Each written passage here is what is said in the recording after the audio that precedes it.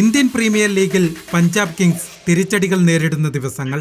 പക്ഷേ ഒരു താരം ഇന്ത്യൻ ക്രിക്കറ്റിന് പ്രതീക്ഷകൾ ഉണർത്തുന്നു. 8-ാം നമ്പറിൽ ഒരു ഇമ്പാക്ട് താരമായി അയാൾ ആദ്യം ക്രീസിലെത്തി. പിന്നെ ടീമിലെ സ്ഥിര സാന്നിധ്യമായി. മുംബൈ ഇന്ത്യൻസിനെതിരെ പഞ്ചാബിന് ജയപ്രതീക്ഷകൾ ഉണർത്തിയ താരം അശുതോഷ് ശർമ്മ.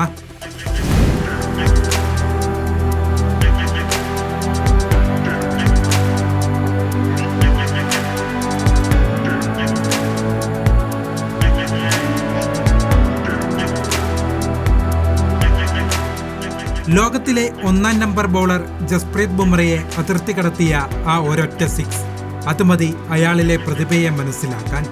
വെറുമൊരു വെടിക്കെട്ട് താരമല്ല അശുതോഷ്. ക്രിക്കറ്റിലെ ഏതൊരു ഷോട്ടും അതിന്റെ പൂർണ്ണതയോടെ കളിക്കാൻ അയാൾക്ക് കഴിയും. മണിക്കൂറുകൾ ക്രീസിൽ ചെലവഴിച്ച് വലിയ ഇന്നിംഗ്സുകൾ പടുത്തുയർത്തും. അതിന് അയാൾക്ക് സഹായമായത് കഠിനാധ്വാനമാണ്. കഷ്ടപ്പാടുകൾക്കിടയിലും മുടക്കാത്ത പരിശീലനമാണ്. 4 വർഷങ്ങൾക്ക് മുമ്പ് ആ കഥയാരംഭിച്ചു. 2020 മധ്യപ്രദേശ് പരിശീലകനായി ചന്ദ്രകാന്ത് പണ്ഡിറ്റ് എത്തി. നന്നായി കളിച്ചുകൊണ്ടിരുന്ന അശുതോഷിനെ ടീമിൽ നിന്ന് പുറത്താക്കി.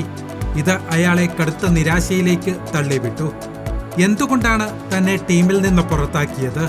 ആരും ആ കാരണം പറഞ്ഞു തന്നില്ല. 2 മാസത്തോളം ജിമ്മിലെ വർക്കൗട്ടും റൂമിലെ സമ്മർദ്ദവുമായി അയാൾ തള്ളി നീക്കി. പിന്നാലെ പരിശീലനത്തിലേക്ക് തിരിച്ചു വന്നു. ഒപ്പം മധ്യപ്രദേശ് ടീം വിടാനും അയാൾ തീരുമാനമെടുത്തു.